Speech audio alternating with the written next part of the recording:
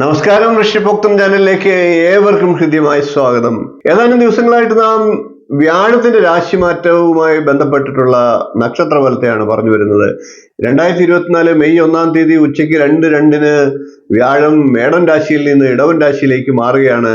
ഓരോ രാശിക്കൂറുകാരുടെയും ഫലങ്ങൾ ഒരുപക്ഷെ മാറി മറിയുന്ന അവസ്ഥയാണ്. അത് എന്തൊക്കെയാണ് നേട്ടങ്ങൾ ഉണ്ടാകുമോ കോട്ടങ്ങൾ ഉണ്ടാകുമോ എന്നൊക്കെ ചിന്തിച്ച് അറിഞ്ഞുകൊണ്ട്, ദോഷങ്ങളാണെങ്കിൽ നമുക്കതിന് പരിഹാരം കണ്ടുകൊണ്ടും മുന്നോട്ട് പോകാനായിട്ട് സാധിക്കും. അതുവഴി നമുക്ക് ജീവിതത്തിലെ പ്രതിസന്ധികളെ തരണം ചെയ്യാൻ സാധിക്കും.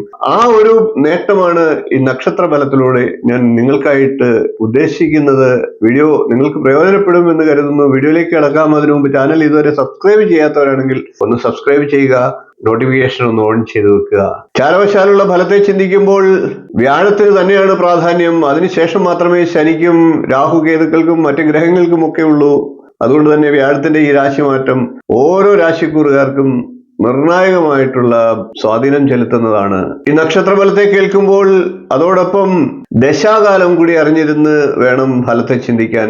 നല്ല ദശാകാലമാണെങ്കിൽ ഫലത്തിന് വർധനമുണ്ടാകും. ചാരവശാലുള്ള ഫലവും ദശാകാലവും അനുകൂലമാണെങ്കിൽ ഗുണഫലങ്ങൾ വർദ്ധിക്കുന്നതാണ്. മറിച്ച് രണ്ടും ദോഷമാണെങ്കിൽ ദോഷഫലങ്ങൾ വർദ്ധിക്കുന്നതാണ്. ഇപ്രകാരമാണ് ഫലത്തെ ചിന്തിക്കേണ്ടത്. നമുക്ക് ഇന്ന് പറയാനുള്ളത് വൃശ്ചികക്കൂറുകാരുടെ ഫലമാണ്. വൃശ്ചികക്കൂറിൽ വരുന്നത് വിശാഖത്തിന്റെ കാൽഭാഗം, അനിഴം, തൃക്കേട്ട എന്നീ നക്ഷത്രങ്ങളാണ്. വൃശ്ചികക്കൂറുകാർക്ക് വ്യാഴം 7-ാം ഭാവത്തിലാണ്. 6-ാം രാശിയിൽ നിന്ന് 7-ാം രാശിയിലേക്കാണ് വ്യാഴം രാശി മാറുന്നത്. 7-ാം രാശിയിൽ വ്യാഴം നിന്നാലുള്ള ഫലത്തെ പ്രശ്നമാർഗത്തിൽ പറഞ്ഞിട്ടുള്ള ശ്ലോകത്തെ നമുക്ക് ആദ്യം ഒന്ന് പരിചയപ്പെടാം.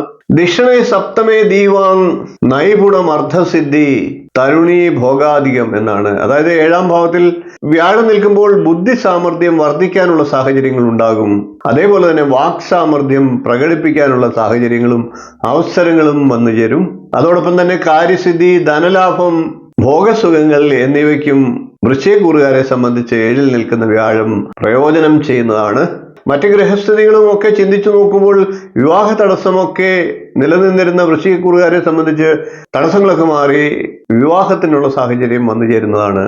വ്യാപാരത്തിലും വ്യവസായത്തിലും ഒക്കെ തൊഴിൽ രംഗത്തുമൊക്കെ അനുഭവിച്ചു വന്നിരുന്ന തടസ്സങ്ങളൊക്കെ മാറി പ്രയാസങ്ങൾക്കൊക്കെ ശമനമുണ്ടായി തൊഴിൽ രംഗം മെച്ചമാകുന്നതാണ്.